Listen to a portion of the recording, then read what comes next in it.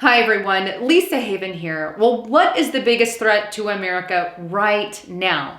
Is it our economy? Is it Russia? Is it Iran? Is it China? Well, you might be surprised when Dick Cheney, a former VP, went on air with Morning Maria and stated what he thought the biggest threat to America was right now. In the interview you're about to see, Morning Maria asked Dick Cheney a question. Here's what she asked. Your thoughts on what the most important threats that the United States faces right now? Great question, if you ask me, but here is the response that Dick Cheney gave. Take a listen very closely. Well, I guess my concern is I sense there's several rising at once. You know, we used to say, well, it's the Russians or it's the Chinese, but I think the Chinese long term are the most serious, have the most capability, and have made some phenomenal gains economically, which they're now converting to better military capability and so forth.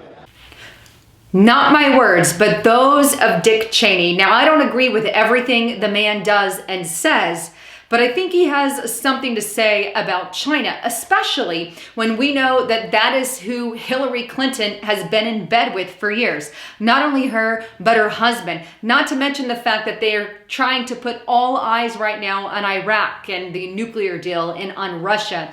And here Dick Cheney is coming up saying China is the biggest threat to America.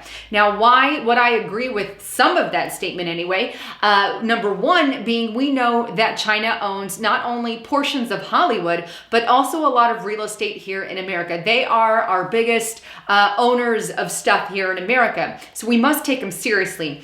Not only that, but China is a communist regime, and they got Xi Jinping attempting to be dictator for good, where he could basically have unlimited terms to serve however long he wants. Not to mention the fact that he's killed multiple generals to get to the position that he is in today. Let's not also forget the fact that he highly censors his people. VPNs, virtual private networks, are not even allowed in his country. They're illegal. Not only that, but you're assigned a credit score if you talk negatively against the government or if you share any news that is against his regime.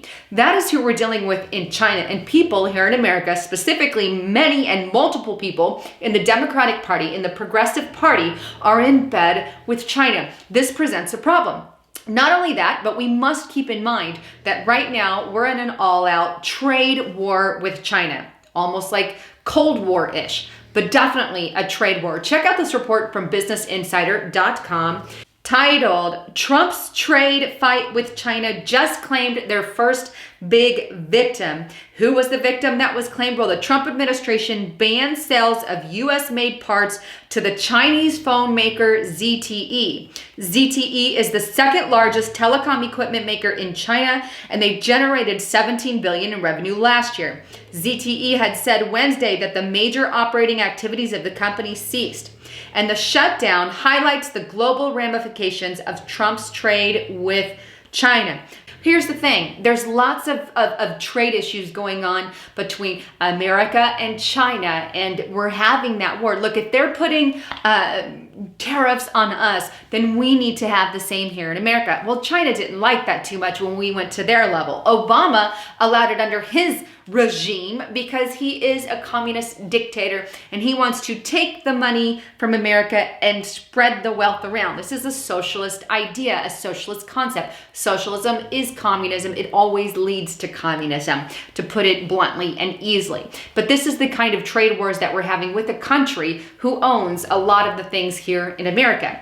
Not only that, but militarily, they obviously have a bigger military than us. But not only that, there's also drones to think about. Check out this report from foreignpolicy.com. China has already won the drone wars. Meaning, in that article, they go on to detail how they've got some more advanced drones than we have here in America. Now, check out this other article. This is on Fortune, and it's titled, How China's Laser Attacks on the U.S. Military Could Cause a Serious Conflict. Now, this goes on to state that earlier this month, the Pentagon charged that Chinese nationals targeted U.S. Air Force pilots with military-grade lasers near Djibouti, might butcher that, in the Horn of Africa, close to where China established its first overseas military base in 2017. 2 American pilots sustained eye injuries, according to the Pentagon. It goes on, apart from harming the health of the American service personnel and posing a danger to aircraft safety, the use of lasers against military personnel indicates 2 other major risks. It might trigger an inadvertent conflict between the United States and China, big point there, and could be part of a larger Chinese strategy of building maritime bases worldwide that could be used to undermine U.S. security interests. Now, China has gone on to deny responsibility for the attack, but here they are. Although they deny it, I think they are the only ones to blame for that. But here they have sending lasers to American personnel, whether or not they want to use that to start conflict with America, or as the report says, building a strategy of building maritime bases worldwide. Well, one of the 2 is on the table, and we don't know quite yet which one. All that to say, in a nutshell, that China is moving far up on the ladder in tensions with America. Anyhow, I'd love to get your input on all of that. Please don't forget to check out my partner at noblegoldinvestments.com. Anyhow, I'm Lisa Haven, signing out.